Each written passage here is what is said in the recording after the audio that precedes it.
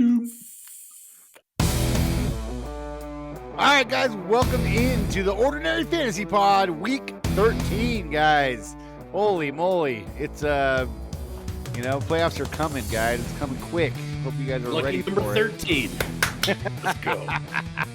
Well, I'm your host, Ben Conroy. With me, as always, Nathan Boudreau, my brother, Matt Conroy. Welcome in, guys. It's good to see your faces. Man, how was your guys' football week? And I know it's Wednesday. It's already halfway through the week, but how was your weekend last weekend and pushing towards your next goals of winning this week? I lost in every single league I played in. I don't think it's ever happened before. Every single one. Wow. So, Nate, how was your weekend? Yeah, mine wasn't much better. I mean, I officially got mathematically eliminated from the main league. I came this close to getting kicked out of Gilly. We'll talk about that in a little bit. I barely got by the skin of my teeth. I lost to Bobby in Dynasty. I think I lost in every one of my Dynasty leagues this week. It was just a miserable week. Oh, so it wasn't just bad for me. No. Okay, and to add to that, I might have been more hungover on Sunday than I've ever been in my entire life. I mean, it was painful on Sunday. But that just means I had a lot of fun at Friendsgiving. Yes. Ben, how was your? Now, is that the amount of alcohol is more, or maybe the age is kicking in? It's a combo of the two. It's a combo of the two.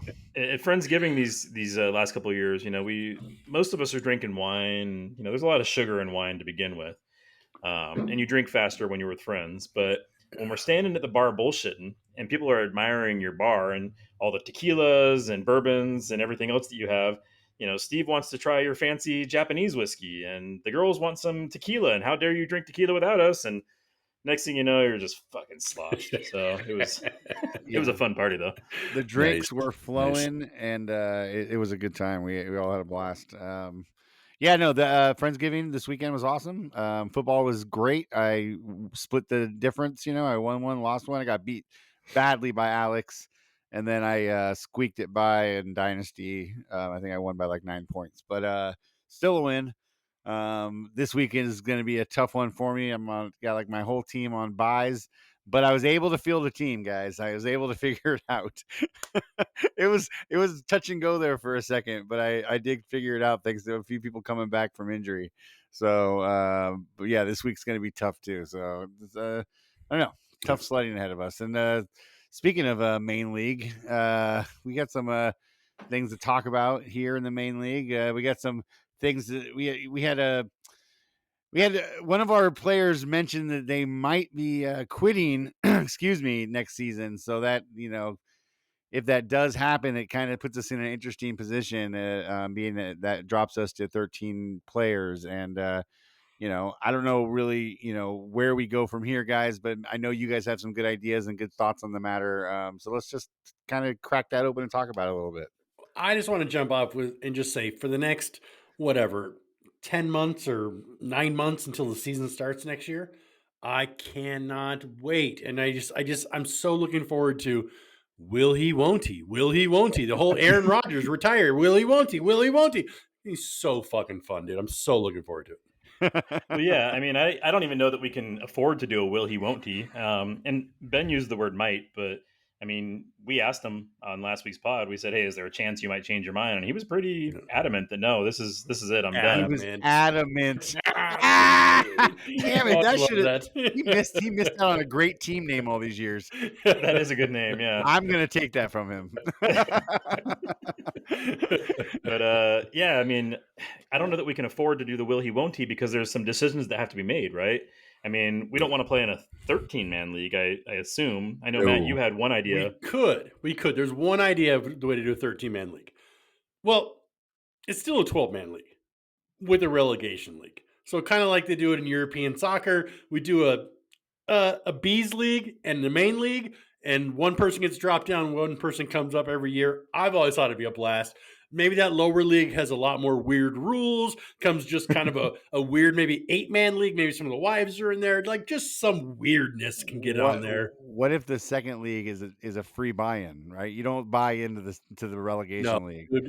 Yeah, because you don't relegate yourself to the closet if you talk about like free fantasy sports. That's BS. There's no reason to do fantasy sports. There was no money in the line. Well, I think what Ben's saying though is that you could, if you won the B league, you could use your prize money to buy into the A league, right? That's not what he Yeah, meant. that's what I'm saying. That's not Exactly. what he meant, and you know it, brother. That's exactly what I meant. Well, I think what you said last week, Matt, when we talked about it, is you said no wives, no kids, just do the Yeah. same 13 guys, right? Yeah. 2 12-man leagues, right? The B league is everybody except for the last year's champ in the A league. It's got to have Right? a better And the name. A It's got league to is have. everybody except for last year's loser, right? And so Yeah. you got the 12 guys here, the 12 guys there, and you just swap. The champ swaps with the loser every year. Yeah, Right? it's Gotta have it. That's exactly what I said last week. I just, Yeah. I just spin stuff off. If we do it though, it's got to have a name like they do in soccer, where the relegation league is actually called like the Champions League or something like that, right? It always has I like think a. it had to be the Ted Lasso League, and let's just leave it at that or something. Like I just think, something. yeah. I mean, I think the downside to that is a couple of things. Number one, if you Lasso have two League. leagues in there, it's all the same guys in both leagues. What makes the A league more important, or what gives you still that I won the main league, right? Just because it's the main, it's all the same guys as the other Mhm, league. And, mhm. and the other concern I have is there's a few guys that have shown reluctance to play in multiple leagues. Like Alex didn't want to play in Dynasty with us. A couple of guys have said that they're already too busy, as it is, and they don't want to add a second league. So I don't know that adding a second league and making it mandatory is the best solution. I honestly think that if Adam is serious and if he quits and doesn't come back, I think we need to seriously consider going down to 12. And it's not just because of Adam quitting, it's also because everybody has been mentioning all year this year that they liked playing in 12 better than 14. They don't like how shallow the waiver wire is. They don't like, how injuries can completely screw up your team. They don't like how the divisions are so big that it, once you get knocked out a little bit, that it feels like it's impossible to get caught up again. Right. And so I think just in general, people agree that maybe I wouldn't say it was a mistake to go to 14, but now that we've experienced 14, people would prefer to be in 12. The only question is, how do you do that when you have 13? How do you tell a 13th person, and who would that person be? How do you tell them that they're not part of the new league? Yeah, and this It'd goes be a back. tough conversation for the commissioner to have with them. It would be a tough conversation for the commission. Hey, can we not say quit? I want to build Adam up. Can we say maybe completed the league? Or Retired. graduated the league? He Retired. Retired is good. Yeah, he retired. Yeah. Yeah, and it's just like Ben, you said it, I think, after we stopped recording last week. You said, listen, whatever his reasons are, you understand them, because at one point you got sick of playing fantasy baseball. Yeah. You said you weren't invested anymore. It wasn't fun for you, and you just decided to step away. That Yeah. doesn't mean you're not friends with us. It doesn't mean you don't play in other leagues with us. You still play in all these football leagues. Yeah. You just decided to step away from that league, and that league went on without you, and it's thriving. It's doing good. So, Might be better. Oh, yeah, I don't know. I mean, my gut tells me that if you have to go down to 12, that of course, it's we've got 11 other guys that are grandfathered in. So then it comes down to the two rookies, right? And Jeff was maybe it's first. whoever finishes with the higher record this year of those two gets to stay. I think just Jeff I'm was just on throwing stuff out there. Jeff was on the waiting list a good significant, half decade before Dre was. So yeah, maybe we have to put Dre back on a waiting list. I don't know. Like I don't want to. I've been having a lot of fun, and he's been having a great year. He's a second place right now in our league. He's kicking everybody's butts. Yeah. I hear a co-manager session coming on. That's the other option. Two rookies together. No, Jeff has made it clear he doesn't want to co-manage with anybody. Yeah. Was that just with Dre or with anybody? No, he didn't. If he said Jesus, for years we offered he could be a co-manager with either Steve or Ryan. I think they both offered at one point, and he said, "No, let me know when there's an open spot and I'll join, but I don't want to co-manage." So that's I'd feel the same way, dude. I wouldn't want to co-manage. Yeah. And I even feel that in our high stakes league. I stay quiet half the time because I'm like, other people are more involved. Like, whatever. I don't know. I like having my own teams. Co-managing is hard. It really is. And I learned that every time we do one of these high stakes, 5-person teams. We've done it twice now, and it's not. Yeah. If you've heard 2 or 3 people's opinions in that league before I get involved, I just stay quiet. I'm like, all right, he's heard enough. By the way, Dre used to be in our baseball league. And at one point, I believe he didn't quit because he told me only reason I'm playing baseball is because I want to get a pass into football. Yeah. Right. Yeah. He's like, I'm playing baseball with you guys because I know you need a person, and I'm only playing in it so I can earn my way into football. And then at one point we went down from 12 to 10 because somebody else had quit. I forget who. and we had an uneven number. We had 11, and we told Dre, okay, well, oh, it was Johnny that left. Johnny left, and we told Dre, okay, we're going to go down to a 10-man league, and he was like, okay, no problem. Let me know if you guys need me again, and maybe it'll be the same. Maybe it'll be the same with football. Maybe he'll realize that I'll go back on the waiting list and I'll wait my turn. I don't know. I mean, Dre's pretty casual about most things. He'll, even if it does bum him out, he probably won't tell us too much. And with his move and new job, I could see him easily just saying, "Fine, guys, no big deal." But yeah, the one downside is that with his move, I don't see him or talk to him as much as I used to.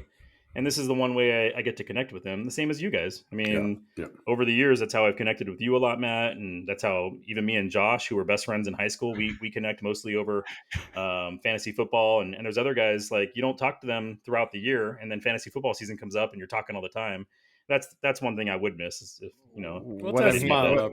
what I'm hearing is that you need to have something in common with Nathan to keep his interest in your friendship. Oh, your friendship's not enough? Well, let's be honest, Ben. Let's be honest. Nice call, brother. Nice call. This group of friends, these 12 guys that have been playing in a league for 20 plus years, would we have continued to be as close as we were if it wasn't for fantasy football? Oh no, probably. I can almost say guaranteed. Dude, no. Honestly, fantasy football is part of it. I mean, it's the whole thing, but it's part of it. It's the draft. I know that these are the 11 guys and their wives and kids who carve out time and spend money and time to see me and for me to see you guys. So to me, the draft, live drafts, is as big a part as this as even the league, because it builds that bond again for another few months or year or whatever. And that to me is what the real connection is. It's that 48 to 72 hours that we actually put hands on each other in a good way, and just we spend time with each other. That to me is what it is. I don't want to know what you and Nathan do. Hugs, I get hugs, dude. Come on, come on. Well, you already heard what me and Ryan did in the trailer. Yeah, whoa. He tried to lay hands on you, or you tried to lay hands on him. I'm not in that one. Yeah. And that was what Alex told us. That's how we accomplished that trade. Is Ryan had to pay it dead. Or no, I'm sorry, I told you that. The AI version of me told you guys that a few weeks back. But well, anyway, figure it out. Yeah, we'll figure it out. I mean, it's going to come down to Adam really stepping out, and when he does, then we'll have to really make that decision, and then we'll go from there. But it is something we really need to talk about as a league and kind of really see where everybody's head's at. So I just want to say, I know you guys feel the same way. If the 14-man league sticks, Adam stays. That's my number one. Yeah, of course. Yeah, obviously, I don't love 14-man league, but I love having 14 guys in the league, so I'm in. Yeah, I'm glad you said that, Matt, because in case Adam is listening, I don't know if he listens to the pod anymore or not. I don't want there to be any impression that because any disagreements that we had in the past, or any arguments we had on the pod, or any other personal issues that are going on, that my preference is for Adam to leave. It's absolutely not. I want the group to stay together. I want everybody to be here. I want Dre in the league. I want Jeff in the league. I want Adam. I would like to keep all 14 of us together, and that's number one priority. But I also respect his decision, and if he steps away, then we're probably gonna have to move to 12, and it'll be tough for whoever has to step away. Yep. All right, guys. Well, let's move on to that, because hurt feelings are hurt feelings, and injuries are injuries, boys. You know what I'm saying? Very well done. Let's talk about the injuries of the week. Jonathan Taylor, he's out. He had a surgery on something or other, his ankle, I believe it was. And then what does that mean for Moss, Mr. Moss? Yeah, so I mean, I have Moss, and I've been holding on to him this whole time because of exactly this. I mean, when you have a backup running back that's proven to be capable when the starter gets hurt, you want to hold on to him, especially in a 14-man league. Now, is Moss going to step in and be that dynamo that he was at the beginning of the year? I mean, I believe he was a top 3 running back the first 4 weeks of the season. Is he going to be that again? Probably not. I mean, that's a tall order. I think that was. But listen, that Indy offensive line is ridiculous. Yeah, and they open up holes. Why don't you think he'll be the same guy?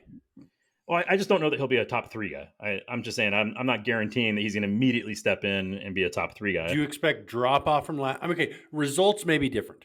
Do you expect drop off? I don't. I expect him to be the same running back he was then. Yeah, and here's the thing: is Zach Moss came into the league with a lot of fanfare, and people expected him to be good. And let's be honest, he sucked. His first few years in Buffalo, he was bad. I mean, really bad. And when you see him running behind that offensive line in Indy, he looked fucking awesome. Really good. And Jonathan Taylor, when he took over the full-time job a few weeks ago, he looked awesome. So yeah, I mean, Moss should be a top 15 guy, as long as Jonathan Taylor's out. I'm just saying, I'm not putting my hopes on him being a top 3 guy, which is what he was in the beginning of the year. Yeah, no, I'm not banking on results, but usage and him being the same guy, yes. And Ben, it's a thumb injury, not an ankle. Surgery's confirmed. What happened to him? Jonathan Taylor, right? Oh, sorry. Yeah, my bad. I was thinking ankle for some reason. Yeah, all good. Just wanted to clean it up. No. I appreciate you cleaning it up. By the way, Matt, you froze for a good, 10, 15 seconds there. Did I? For both me and Ben. Now, it might not look that way in the final recording because, as we know, this software you use, it records each of us on our individual computers. So it might be fine when we actually see this playback. But there's going to be a point during the pod where people are going to be like, why do Ben and Nate look so confused? God, I really hope this doesn't throw off the timing of the recording. That would really suck. Yeah. Because that's happened in the past. Anyways, all right, let's move it on to DTR, guys. He got a concussion this week, and what does that mean for? Because we know he was already like the third string quarterback, right? So like, who's actually going to picked up a couple weeks ago? No, I don't. Who's going to throw the ball there? Flock Seagulls. Wacko Flacco.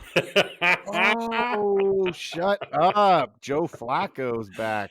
Yeah, dude, Joe with Flacco's that back. Defense, could he go to another Super Bowl? Could he ride another fucking defense to a Super Bowl? He's only got to win, 8 games from here on out to get there? Dude, what a story that would be. I don't expect it, but what a story that would be. If any defense could do it, it's that one, because that defense they're hands down the best one in the league. They look so good. Yep. I don't want to steal content from another podcast, but I want to give them credit. The fantasy footballers were talking about how Joe Flacco last year when he came in, he was the starter for the first 3 games with the Jets. Yeah, and he not only led the league in pass attempts during those 3 games, it was like astronomical. I mean, he was throwing like 55 passes a game, and there was one game, I think it was week 2 of last year, where he threw over 50 passes and he only had 1.5 fantasy points. How is that possible? Because he had 5 turnovers. Oh my God. He had like 3 fumbles and 2 interceptions. But that's not what this team needs.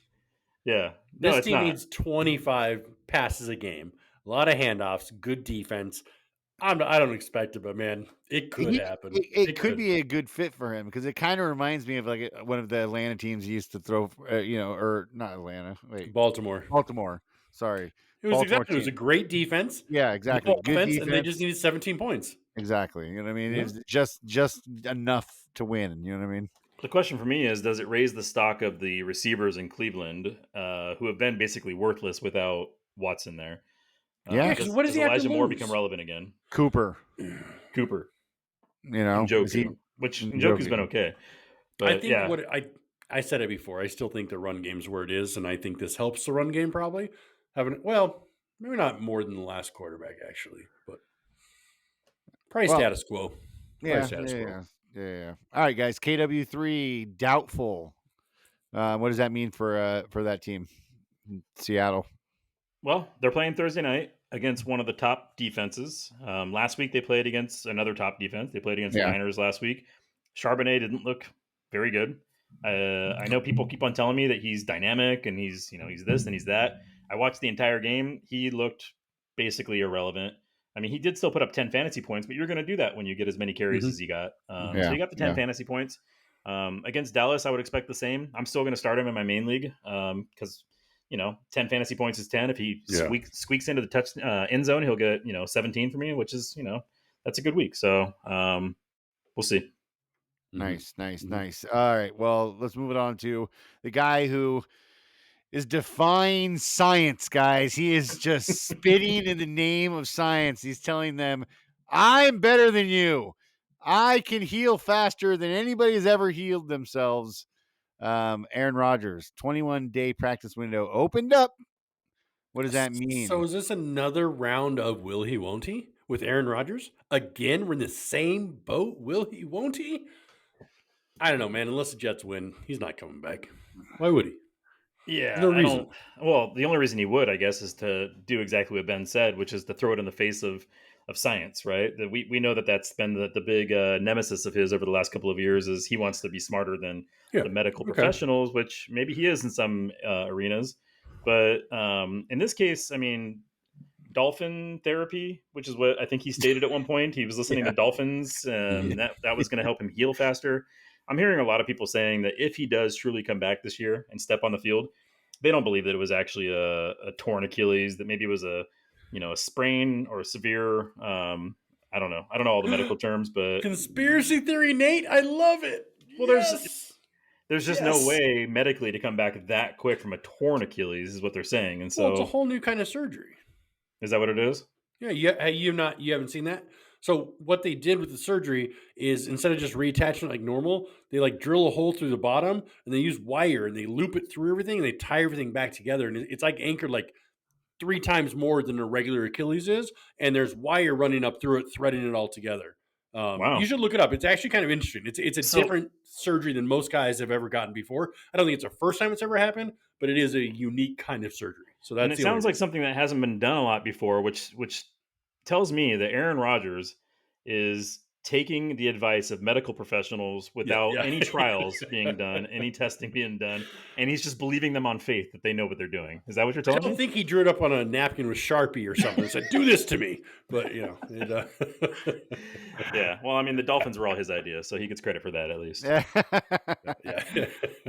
Well, I think that now, I love the mumbo jumbo, that weird stuff. I wonder if the dolphin thing is, I hadn't heard that. I wonder if that's frequency therapy as opposed to anything with the dolphins. Because frequency, I know a lot of or some about, and I believe in the frequency with the healing. But was that what it was That about? has something to do with it. Yeah, I'm sure. I'm sure it's related.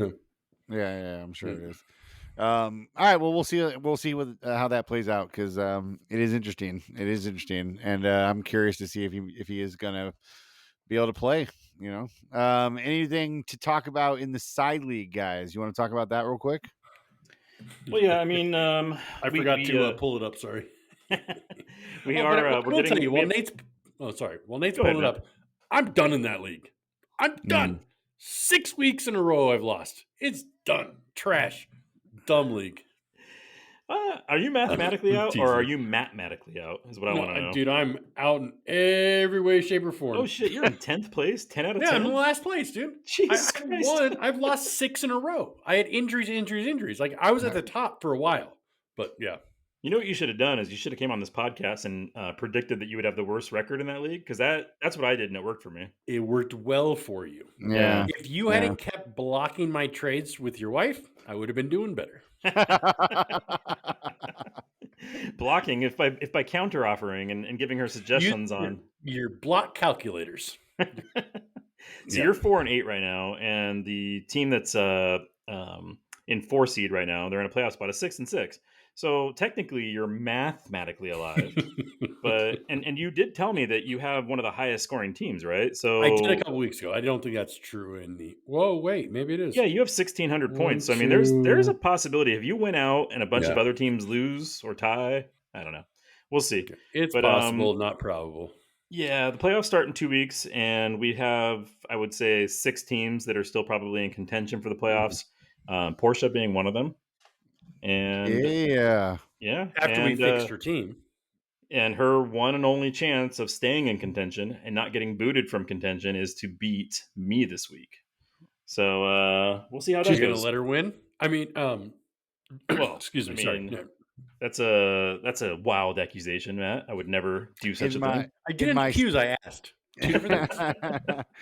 In my side league thread over here, I got going on. Porsche's the top of my rooting rankings. You guys aren't a part of that side league thread. It's damn, brother! me and a few other people who are talking about that league. It's a big league. We're all excited about. Ben, so at the top on it's only a 1-game win streak, but she's been up to for a long time. Is Jamie still? She's still up at the top. Has been all season or since the last half. So that's good. Yeah, and I would never let my wife win intentionally, but what I did do is I told her to use her number 1 waiver priority on Zach Moss this week. So, look at you. Even though I knew she would play him against me, I thought, you know what? I at least owe her that to give her that tip, and so she went and picked him up. And if he's the Nate top trying to 3 get running favors back, with the fantasy gods, being a good guy. Nice. Yep. He's trying to get favors. I don't know if they're from the fantasy Totally. gods. Yeah. nice man. All right. All right, you talk some Gilly to us, dude. Yeah, so Matt's out, so he doesn't even have access to the website anymore. So I guess I gotta tell you about it. But Yeah. man, we had a wild one on Monday night. Ryan went into Monday Night Football. He only needed 16 points from Justin Fields to advance and knock me out. And as we know, Justin Fields, although he had a good passing day, I think one of his better passing days of the year, he didn't throw or run for any touchdowns. Ryan came just short, and he's now eliminated. There is no playoffs in Gilly necessarily, but there are 6 teams left, and those 6 teams are Bobby, Jeff, me, and me. Yeah. So we've got 3 guys left that all have double teams, and it's interesting because 3 of the teams are out of Fab. And I was actually just talking to Matt about this. I found it kind of fascinating what Bobby's approach to the Fab was, because he's been out for a few weeks now. I think he spent his last dollars last week. And I know what his thought process is. He's thinking to himself, what do I need Fab for? Look at my team. I'm number 1 in points. I've got all these studs up and down my team. I'm going to cruise through and win this whole thing. I think what he's missing, though, is that even if I only have $1 left, every time a good player gets put onto waivers, I'm adding that player to my stack team. So yeah, we both have stacked teams, but last week I added Amon-Ra. This week Ben added CeeDee Lamb. These are fucking superstars, and Bobby doesn't have any opportunity to add these guys because he has $0 left. So we'll see how that stacks up over the next couple of weeks when we just keep on adding layers and layers and layers of superstars. Of course, any given Sunday, anything could happen, but it'll be interesting to see how it plays out. Nice. That sounds like you guys are still having some fun there. I mean, it's 6 teams left, all of them being you 3. It's pretty. You guys, your odds are pretty good, getting better. All right, cool. Dynasty guys, let's talk about that real quick. Yeah, so they have clinching the playoff spot has been Bobby, Nate, and Ben, all in the same division. Nobody else is clinched, but Joe, Jeff, Steve, Matt, and Justin are very close. I know Jeff and I are tied for our division, even though he smoked me this weekend, which you'll hear about at some point in the spot. Yeah, but no, it's the 3 top guys are at the top. I want to ask Ben, how do you feel, man? How do you Not feel? great. You came in thinking you're the best team or one of the best. Do you I still did. feel that way at this point? Well, I mean, I still feel I have one of the best teams when they perform the way they're supposed to, but they haven't been performing right now. And the Chargers are charging, and Eckler has been average. And yeah, I'm not feeling very good about the playoffs by any means. I faced Nathan this week, and his team's been awesome. So yeah, I mean, unless my team rights itself this week, I'm going to be limping into the playoffs and trying to survive week by week, the best I can. But yeah, you have Bobby scored 2,011 points on the season. Nate at 1,880. Ben down at 1,603. But Ben is still 200 to 300 points above everybody else in every other division. So it's not a bad season, Ben. You're just in a stacked division, dude. Yeah. Everybody's got like 1,100, and then Ben's like 1,600, and he's like, "Whoa, is me." yeah. Well, I mean, when you got 2 Titans above you, man, it's going to be me, you, and Bobby, basically, Nathan, probably for the next few years, who are going to be up there. We have 3 of the. Well, really? I'm just saying, we have 3 of the best teams we have for the last 2 years.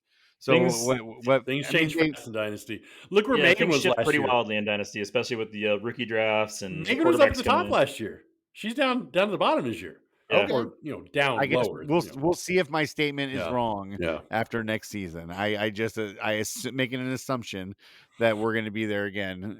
But one complaint I have about our Dynasty playoffs, and I have nobody to complain to but myself because I'm the one that set it up this way, is that it's basically, now that Bobby beat me last week, which is my first loss, but because we now have a 1-1, he's beat me once, I beat him once, and he has 200 more points than me, it's almost guaranteed that he's going to win the number 1 seed, right? Mm-hmm. So he gets that bye week.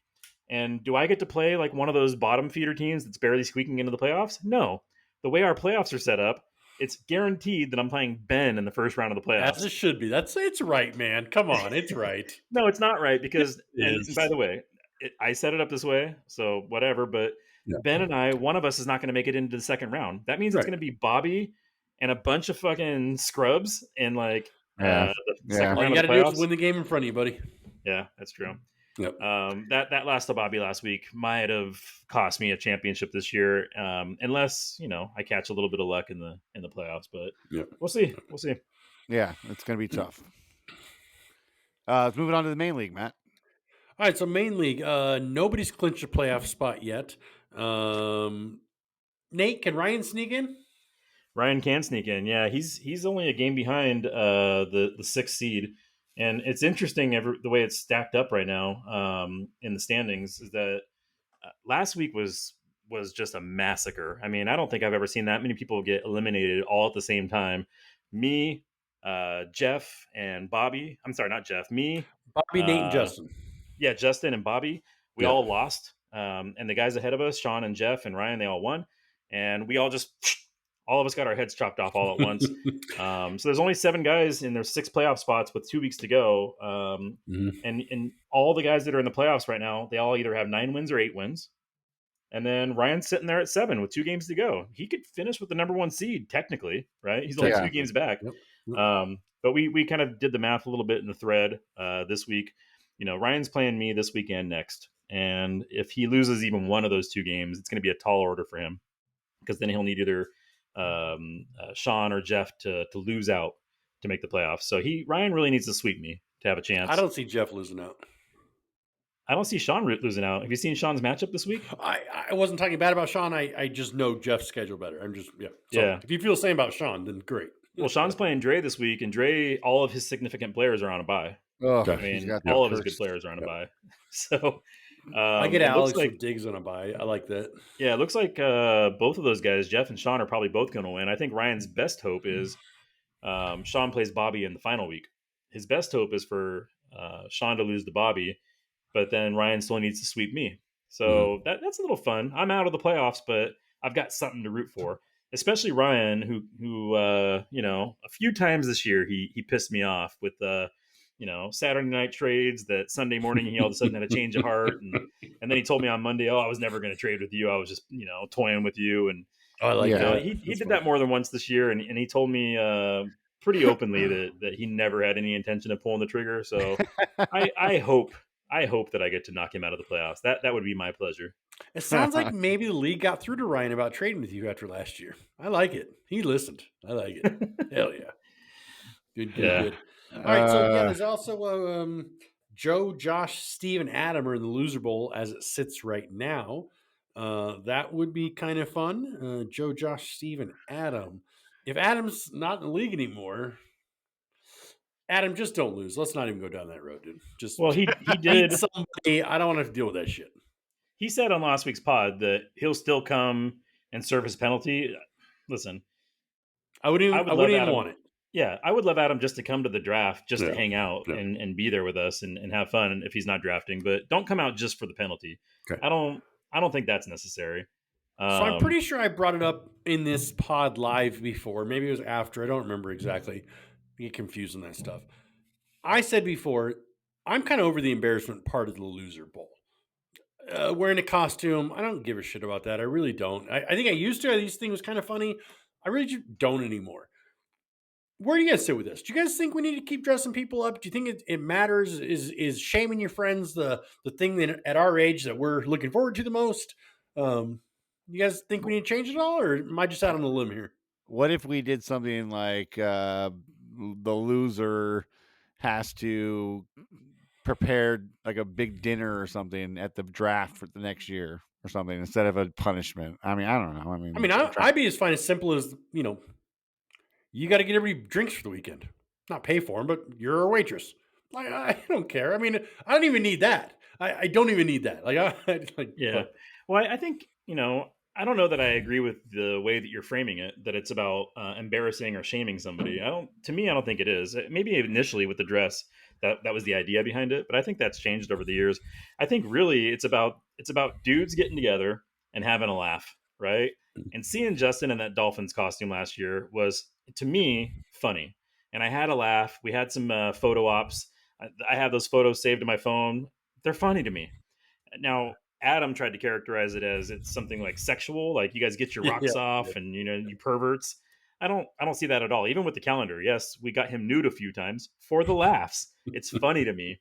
Seeing Josh in that bunny costume, seeing fucking Ryan in that the Lederhosen. Lederhosen, it's that shit fucking cracks me up. And it's not about shaming Ryan, it's about fucking making us laugh. So yeah, I'm still a fan of it and I want to Okay. continue it. Yeah, I mean, I don't. Yeah, I mean the dress thing. I mean, I get it. Because that even then though, I mean nowadays that shouldn't be considered offensive.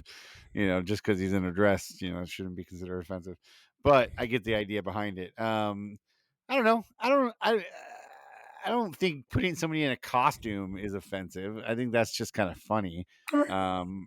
I don't necessarily think we're like shitting on them when they're in the costume. Like I don't think anybody That'd be made a whole any. nother level of something, dude. I don't think anybody made any like dolphin jokes at Justin when he was like in the costume. I think we all just kind of chuckled that he had to wear a dolphin costume. You know what I mean? Like I don't know. Yeah, maybe I don't know.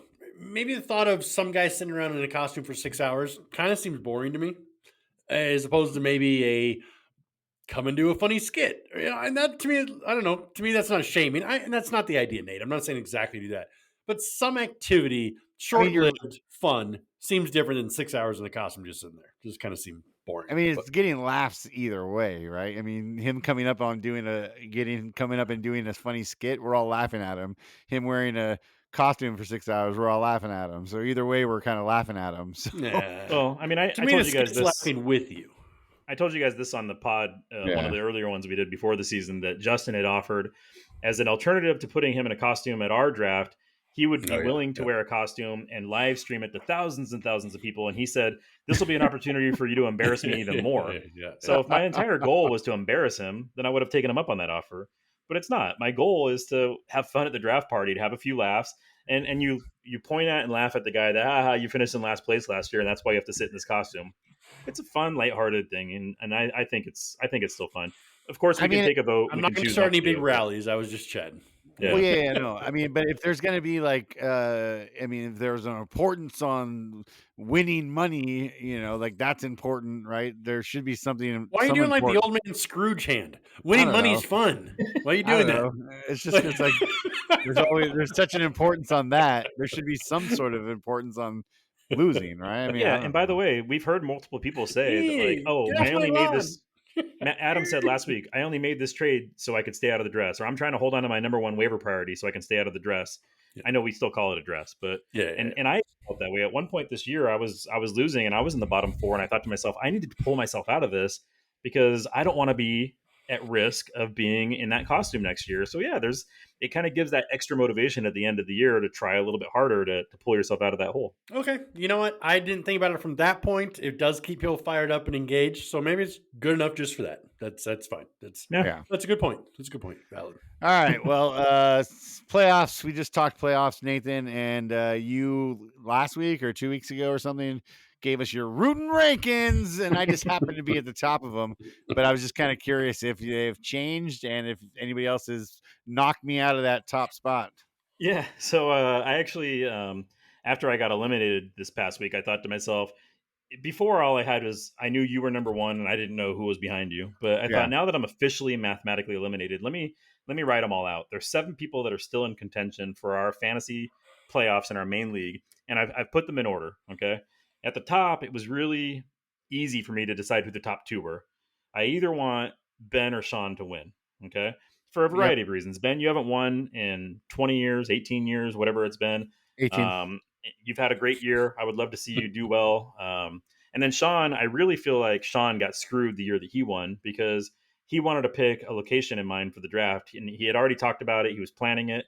But then Bobby couldn't do it. He needed to be somewhere that had a safe Wi-Fi because Megan was pregnant, yada, yada. So we changed Sean's plan. So I would like to see Sean get that redemption, win his second chip. So you two were clearly at the top. And the only reason that I'm keeping you in the number 1 seed, Ben, is because you've had a much better season than Sean this year in terms of total points. Your total points are far and away what Sean has. He's considered one of those lucky schedule guys this year. Although, he had a good year, but no close comparison on points. So I'm putting you number 1, Sean number 2. Number 3 is tough. I just told you I wanted to knock him out of the playoffs, but if he does make the playoffs, I'm rooting for Ryan as my number 3 in the rooting rankings because he's never won before. It would be his first championship. I'm still hoping that he'll pick Colorado as the draft location. Yeah. Well, we'll see if that under 5,000 feet though. Yeah, we got to make it palatable for Joe, of course. But yeah, there's a lot of beautiful places in Colorado that Ryan can take us to. Hell yeah! And then number 4, I hate to do it because he's already got 2, and I really don't want him to have 3. But Matt, I have you number 4 in my rooting rankings. Nice. I'll tell you why. It's because you're not a rookie, and it's because your name is not Alex, and that's it. Okay, wait, time out then, because you in section number 2 for Sean. Yeah, he's up at 2 because, as a gentleman, he changed his draft location for the league betterment. And you did the same. I also did during COVID, so maybe can I get up to number 3? Because that's a whole nother thing you didn't talk about. You didn't factor that in before. Well, let's put it this way. If Adam leaves the league, that means the only person that has 3 trophies is Joe. Mm-hmm. And Joe, the last several years, has not been very competitive. He's in the loser bowl this year, most likely. So I don't feel a lot of heat from Joe to get that 4th and catch me. Mm-hmm. If you get your 3rd this year, I would feel a little bit of pressure that you might catch me. So I would like to give myself that little cushion. Let's put a little buffer between us. Okay. All right. I understand. Thank you for the respect. It has nothing to do with you, Matt. It's not personal. Shut up, Ed. You're just a number, okay? You're just a number. Right now that number's 2, and we don't want it to be 3, okay? After you, Matt, I have Jeff. I would like to see Jeff do well, but I don't want to see a rookie win because, God, what does that say about the rest of us if a rookie wins? He comes in his first year and wins the whole thing. But I got Jeff 5, I got Dre 6, and then of course, the former champ. Let's put a good decade in between his next trophy and put Alex at the bottom. There you go. All right. Well, those are your Nathan's rooting rankings. I feel like it's like rooting rankings. I love it. Rankings. All right, guys, we're gonna go talk to Jeff right here for your high score of the week. Right here. All right, guys, here we are with your high score of the week. The Vulture's in the house. He's swooping. Mr. Jeff Garofalo, congratulations, sir, on a huge week, man. I haven't looked, but I'm assuming this is your highest week. 218 points. It's a big number. I believe that's the high score of the season, gentlemen. I don't know that anybody's had quite that high of a score yet. Yeah, they said it on the recap that it was the top mark of the season. So pretty excited about that. Thank you. Good work on that recap. I started the season with low score, 11 weeks, and now I'm up here. Yeah, man, and it only took 70 points from your defense to get you here.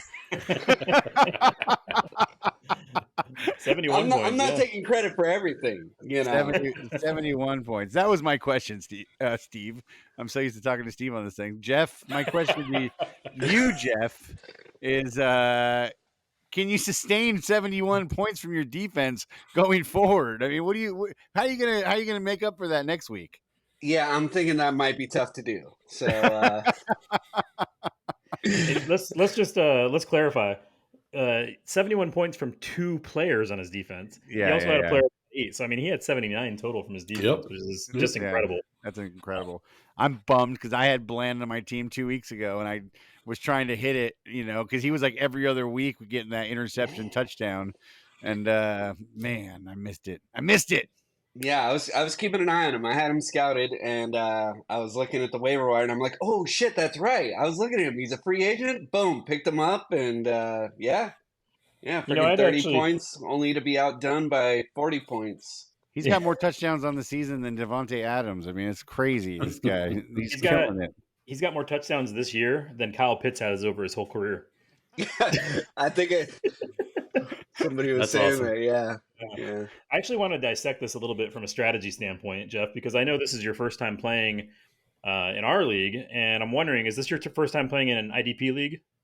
Yeah, IDP for sure. Done defenses. a couple things stand out about your IDP strategy, which are maybe a little bit unorthodox. So I think you might be the only person that's playing 2 DBs. Most of the guys in our league play 2 linebackers, and the reason they do that is because tackles tend to be a more predictable stat, right? So like a guy gets anywhere from 10 to 15 tackles a game, you can predict that. You know that he's going to get you that nice even 10 points, right? He'll get you double digits. Whereas interceptions are unpredictable and they happen less frequently, and then pick sixes are even less predictable. Now, obviously, not Jesse Bates, but the other guy, Bland, is on an otherworldly tear with his pick sixes lately. Yeah. But from a strategy standpoint, I'm wondering, have you given any thought to the fact that by playing these DBs, that if they don't get a pick six, they're probably going to end up with single digits? I mean, you look at Bland's week by week score. It's like, yeah, he's got 28s and 22s and 30s, but the other weeks he's got 2s, 4s, and 6s, and even a 1 in there. Are you putting yourself at too much risk, especially going into the playoffs, by counting on a guy to get a pick six for you? Yeah, I'd have to say, never crossed my mind. Didn't think about it. I love it. But I mean, it worked out this week. Like you said, I'm not too used to this. I've been, single digits is kind of what's mostly been happening to me anyway. So still trying to figure it out. But that's some something I haven't thought about. That's some next learning on the fly. That's some next level analysis there, Nathan. And I was curious though. It is kind of interesting. It reminds me of playing that strategy. Reminds me of when guys would play like. Remember who was Dante Hall? Was that the human pogo stick? The human joystick. The human joystick. Same kind of thing, right? Like he would like not produce, and then all of a sudden he'd get that one run back for like 100 yards or whatever it was, and then he would get you 30 points or something. But you had to like kind of like wait it out. You kind of had to wait it out. So right. Yeah. So I mean that the pick sixes that Jeff got this week, they put him in the high score segment, and they obviously won him the game, and it might have clinched the playoff spot for him. Yeah. So when it works, it really works. But since this is your first time playing in an IDP league, going into the playoffs, I would highly recommend that you go scour the waiver wire for some guys that are more tackle producers that might get you that nice floor, and go for floor as opposed to ceiling to give yourself a nice little cushion in the playoff games. I mean, that's the thing I was looking at too when I was like looking at the waiver wire and picking up these guys, and like you sort by like average points, but then you look at like their week by week, it's like, oh yeah, 2-3, 2-3, 20 something. And so it's like, okay, that average is BS, dude. That's not like the floor. That's a rookie mistake. I'm looking for 10 points a week from my guys. Never sort by average, and always look at points per game. Always points per game, not per season.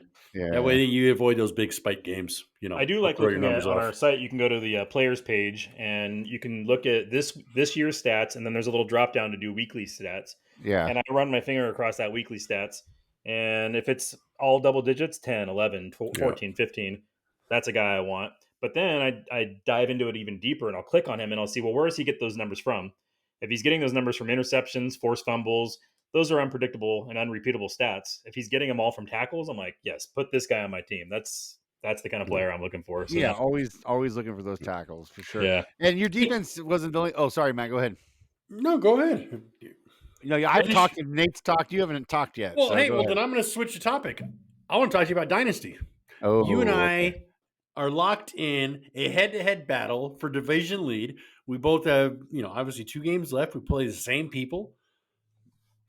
I thought I had you until last week, and then you fucking kicked the doors down and just smoked me.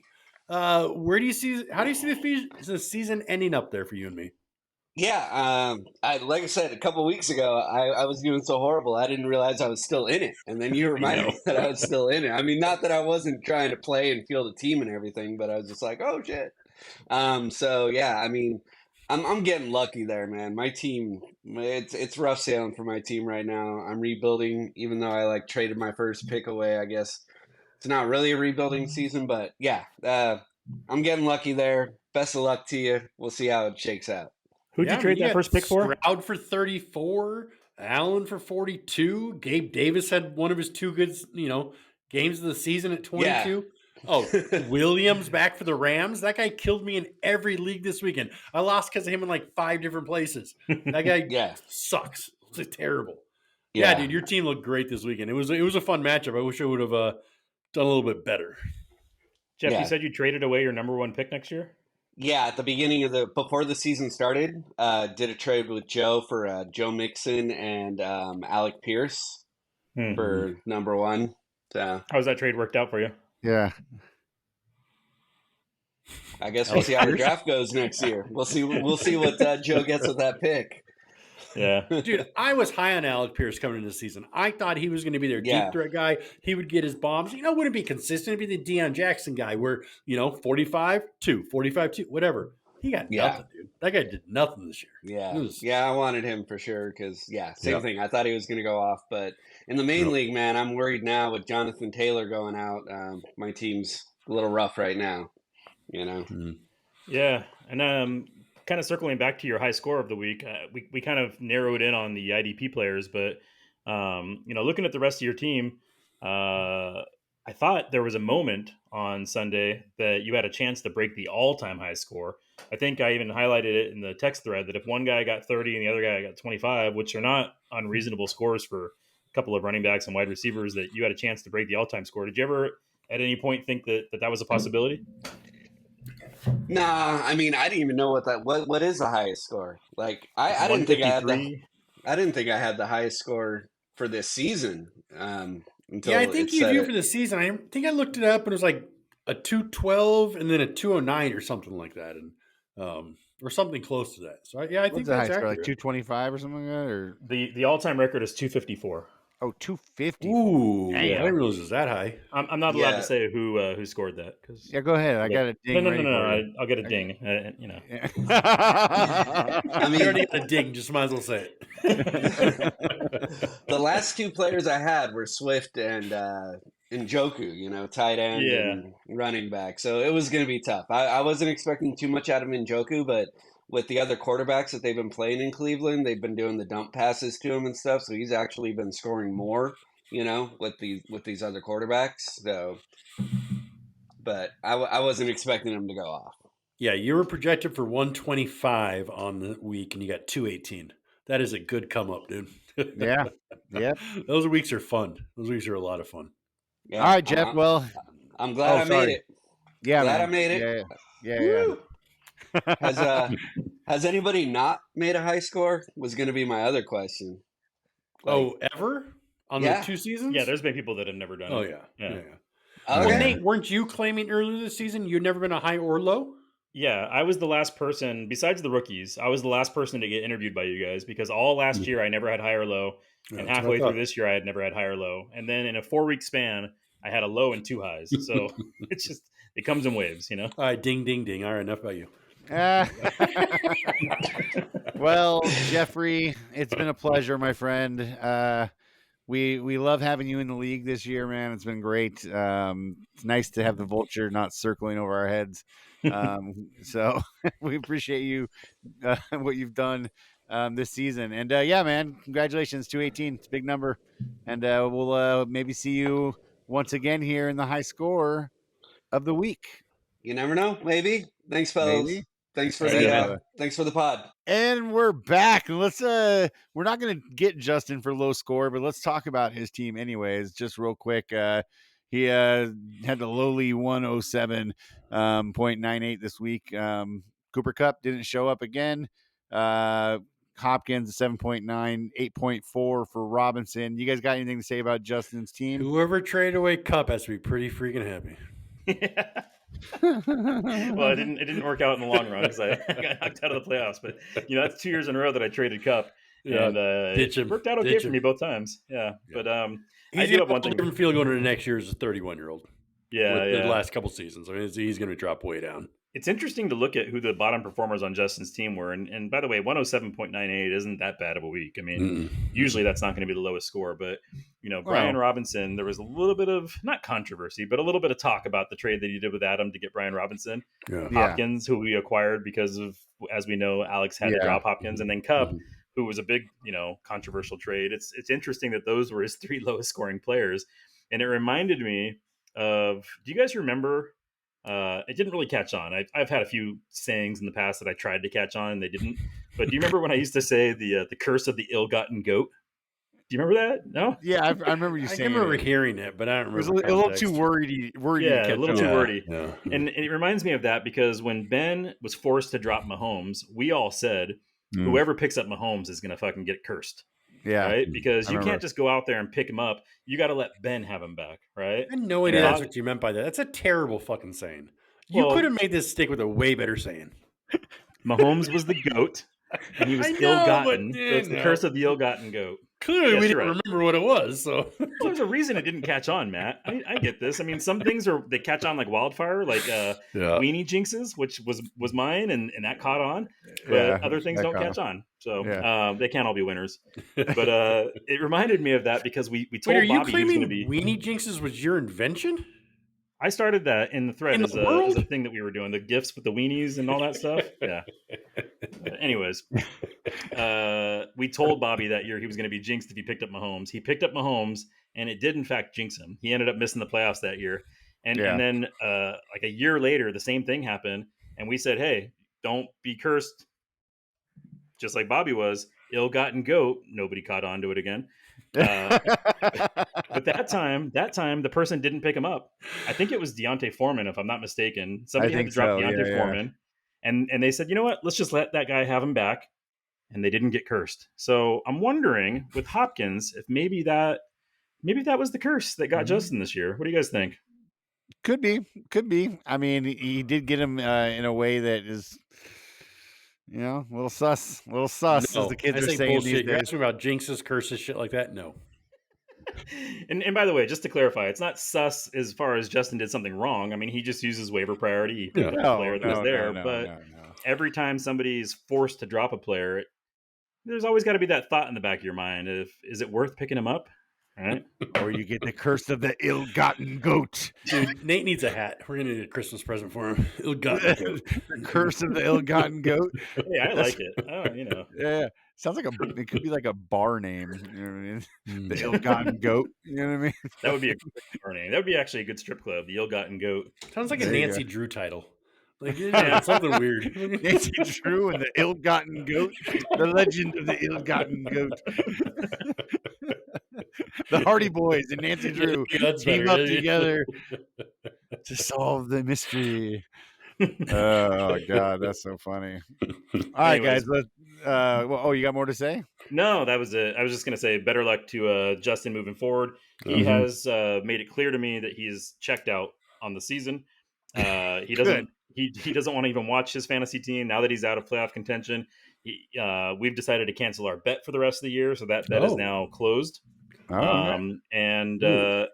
Listen, he's at 5-7. He's only one game ahead of Joe and Josh. So, Joe and Josh, if you want to keep out of the costume next year, you have a good opportunity. Now's your chance to pass Justin, who has made it clear that he is kind of stepping back. And by the way, there's a reason why Justin's been in the costume more often than anybody else. It's not because he's always the worst team.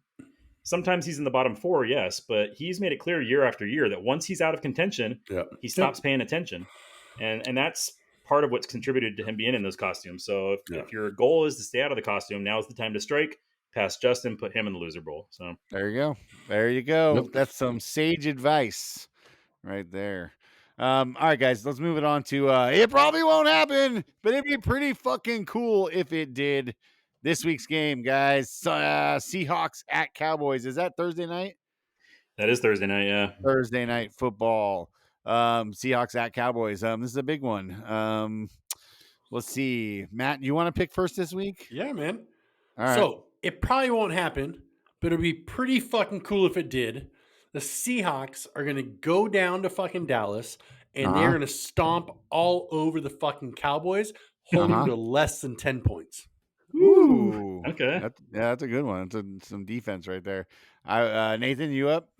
Yeah, I'll go. Mine's going to be the exact opposite, but Of course. it's not that I don't think the Cowboys can stomp all over the Seahawks. They can. But that's not even really the end of my story. What I'm hoping happens, and it probably won't happen, but it'd be pretty fucking cool if it did, is that the Cowboys come in and they look so fucking scary. They look so dominant in this game that their division rival Eagles overlook their game against the Niners, and they're looking a little bit too far ahead because next week they play the Cowboys. Now, the Eagles and Niners have a small rivalry because we played in the NFC Championship game last year, and everybody knows this is a big week. Did we actually show up and play that? Yeah, barely. But the Cowboys and Eagles, that is a long and deep and painful rivalry, and a lot of players in that team, they consider that to be the real game that's coming up in 2 weeks.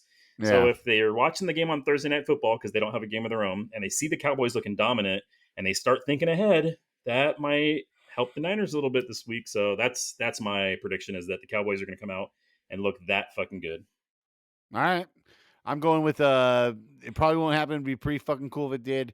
I'm going with Tyler Lockett's going to end the season here. Well, not in the season. It's week 13, but he's going to towards the second half of the season going to have his big 40-point game of the season. This is going to be the game where he's going to come out and light it up with like on my team. Thank you, brother. Yeah. He hasn't had one in a while. And I think he's due. So this is the week for that. So Nice. that probably won't fucking happen, but it'd be pretty fucking cool if it did. Two fuckings. Probably won't fucking happen. There. You got 2 fuckings there. All right, guys. Nice. We have a little something special for you this week on Bobby's Can of Worms. Last week he didn't get us anything, but this week we got something. And if I'll remind you guys, the assignment Matt gave him 2 weeks ago was a little stop motion animation, and he did it for us, guys. And I'm really excited to show it to you right here. What's up, guys? Wow, what a couple of weeks this has been. I don't know if you know, but most of the suggestions you guys have given me are things that I've always in the back of my mind wanted to try to take a stab at and just never had the time. And this one was definitely no exception. I've always wanted to get into some kind of animation and have had so much fun over the last couple of weeks watching videos, learning about all the different types of animation and how to do it.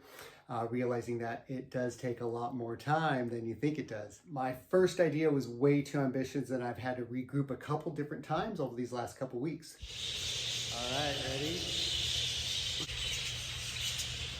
This last idea came up over the weekend, getting decorations out for the holidays. And while it may not be league related or fantasy football related, it may not even be that good. It turns out animation is really hard. I hope everyone had a great Thanksgiving weekend, and I'm really having a lot of fun submitting these videos for you guys, so thanks again, and here you go.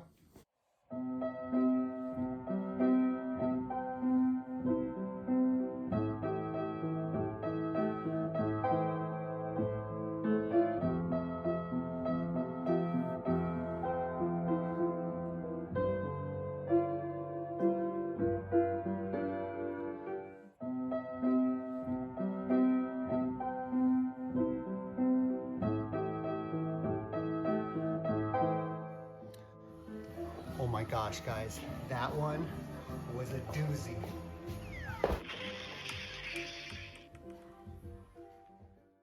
Oh, wow, dude. Are you kidding me right now? That was, dude, the falling back into the Christmas tree and then boom, he turned into balloons. That was pretty Actually, I impressive. like the beginning, the one he didn't use that had like the whole army of dinosaurs coming across the living room. Yeah. Like, I he know. put in some effort, dude. Bobby, dude, thank you, man. Thank you. Yeah. Yeah. I like was how much research he puts into it. It's not just about, oh, I'm going to try this thing they told me to do. It's, I'm going to figure out how to do this thing. I'm going to go Google it. I'm going to watch YouTube videos. That's Yeah. Is he still? Because I know he got laid off a few weeks back. Is he still? Do you guys know he hasn't found anything new yet? Has he? Not as I've heard. I haven't this talked is to his him directly full-time about job. that in the last week or two, but I think he's kind of taking the holidays off. And Okay, yeah. talking to the I think he did family. mention that he was going to take the holidays off. Yeah. So You know- I know during the day Megan teaches the kids, so this seems to be Bobby's full-time job right now. Yeah. So I'm thankful for it, Bobby. Thank you. That was awesome. Dude, I can now with all these things I'm seeing from Bobby, all these talents. I knew he was talented. I knew he had many facets to him. Man, if he could make a living just being that guy at like a children's nature center camp or something, he'd be a one-man band one day. He would be a stop animation guy the next. Like, I could just see him filling his heart with joy and doing that kind of life. And I wish he could make a living doing that. That'd be so amazing for him. So Matt, I know you mentioned before we started recording that we should take it easy on Bob this week because the holidays are coming up. We don't want to take up all of his time. We want him to spend more time with family. So with that in mind, Bobby, please take as much time as you need to do it. Don't feel a rush to send it to us. But I think the next thing I would like to see is a Hab family Christmas Carol. Yes. You know, sing to us. You know, something for the holidays. That's all I'm asking for. It should be nice and easy. And we'll put it here on the pod. Yeah. Great idea. Great idea. Definitely a great idea. I can't wait forward. I can't wait forward. The thing is I know what song Megan's gonna pick for him to do. I think. Mm-hmm, Yeah. mm-hmm. All right. Let's see. Well, Ben can't wait forward to it. I can't wait forward to it. Again. Oh, Jesus Christ. Old age cannot come quick enough for me, dude. I Whoops. swear. All right, guys. I'm totally lost. All right, let's move it on to our Thunder round. All right. Thunder! All right, guys. Last week, Nathan just destroyed us. He doubled us up, basically. He won 91 points. Matt, you had 58, and I was last place with 54. Nathan, I believe that gets you back up to 2-2-2 with us. We are all even Steven moving into No, this Matt has week. 3. We're 2, 3, and Yes, 2. he does. Thank you, sir. Oh, Yeah. damn it. 2, 3, And Nate, and 2. can we But get the overall point total before we make yeah, I picks? was just gonna say we're pretty close now. So I've moved up now to 409. Matt, you're at 415, and Ben, you're at 432. So I mean, it's really anybody's game at this point. Well, it's mine right now, but it's anybody's after this week. No, I If have you 3 guys- wins, so mine are better than your points. I guess your wins are better than points. You're right. All right, well, let's make this week's picks, guys. QB Nathan, you go first. Listen, we talked about it a few weeks back that if you have the first pick at running back, you shouldn't take anybody but CMC. QB? I think at this point at QB, you cannot take anybody except for Dak Prescott. I mean, what he's been doing every week, 40 points a week, 50 points. It's crazy how many points he's putting up. And he's playing a pretty soft Seattle defense, and I just projected they were going to have a crazy game, so that's my pick. All right. Well, I did not see that coming. No? didn't? I saw it coming a mile I did away. not see that coming. I am next, and I'm going to go with one of the most high-flying offenses against easily the worst pass defense in the NFL. I'm going to go Tua against Washington. He's good, Tua. Yeah. He's good.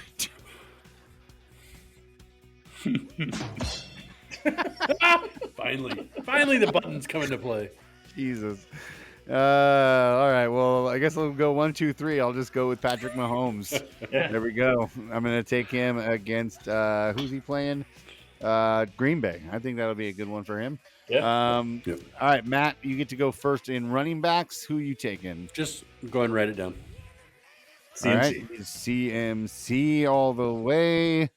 Do I go next? I get to go next. I think I'm going to go, and I'm just going to ride the man Alvin Kamara. I'm going to take him this week.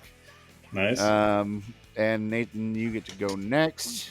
Yeah, so there's not a lot of standout options here. I mean, when you look at the teams and the defense they're playing against, you know what? I want to pick him because I hope he does as good as he did last week, and that's Bijan Robinson. He had a breakout game last week. 2 touchdowns. Let's see if he can do it again.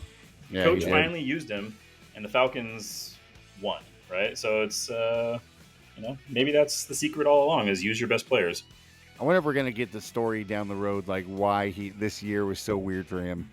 You know what I mean? Just like the usage, the obvious talent, but not the usage that we expected. Well, it's not just him, though. I mean, think about it. Kyle Pitts came into the league as the highly touted tight end. They were saying he was going to be a game changer. Drake London.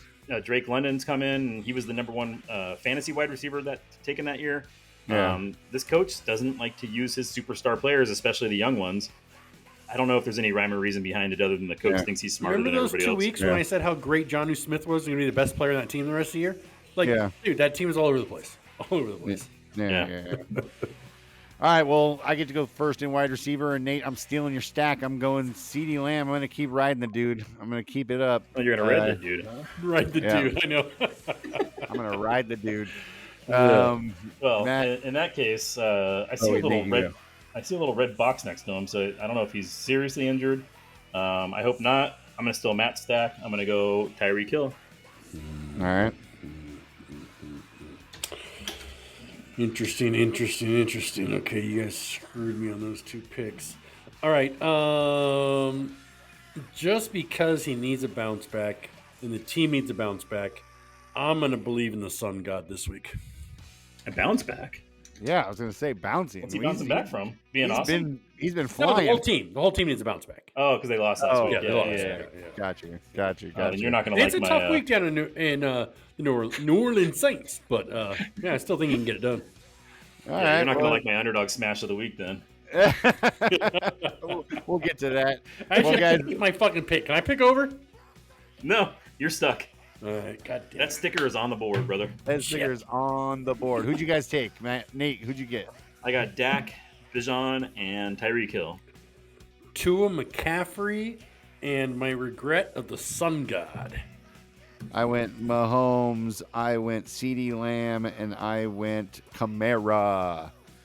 So, yeah, we'll see how that works out for us. Nate, you got the win this week, but I'm going to take it home. Or you got the win last week. I'm going to take it home this week. This is going to be me. So, yeah, there you go. There's our Thunder Round, guys. Hope you enjoyed that. Before we get out of here, guys, like we do every week, let's talk about what you got going on this weekend. Anything special? And Nathan will take your underdog pick of the week. Sure, yeah, I'll give you that first. My underdog smash of the week is going to be the Saints at home against the Lions. Matt, last week you said somebody was going to come tap the Texans on the shoulder and bring them back down to earth. Yep. I said that the week before about the Lions, and I think it actually happened last week. Jared Goff looked fucking miserable. And 2 weeks in a row. Yeah, and this Lions team, they've got a lot of talent, but I think when push comes to shove, they kind of crack under pressure a little bit, and they're starting to show some of their deficiencies. The Saints aren't a good team either. In fact, the Saints don't have any fucking healthy receivers, but it just feels like one of those weeks where the Lions are going to come into town. They're going to try and rebound, and they're not. The Saints are going to pull the upset. All right. Smash it, guys. Interesting. Anything else going on this weekend? Either of you? You know, Ben, or both of you probably see a lot of projects in the house. Got on my vinyl that I'm organizing, but more than that, my workshop downstairs, brother. I started showing you. I set that up, got the lathe going, the table saw, got a little more organizing to do, and then I got that a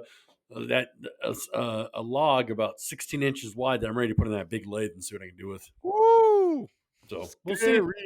Yeah, it is. That's some puckering time right there. And I ain't building shit. But we are going to go pick out a Christmas tree. You're building memories, dude. Come on. Dude, that's right. We're building memories. Fuck that's right. Yeah. I'm excited. It's going to be a good weekend. We're watch a lot of football. Niners probably have the biggest game of the season this week. It's man, I'm excited for that one. Ben, you should go. MVP of the game, I'm calling it right now. It's not CMC that I picked on my thing. It's going to be Hargrave. He's going to go there and fuck them up, dude. Because it's his former team? Yep. I think a revenge game for him. He has no hostility. I just think I picked him up in one of my leagues. I think he's going to have a great game. Great game. Okay. He's been holding back a little bit. Ready to go. Die, Eagles, die. Here we go. That's all I'm saying. All right, guys. Well, that was it for this week's podcast, The Ordinary Fantasy Pod. That's a wrap, guys. See you next week. See ya.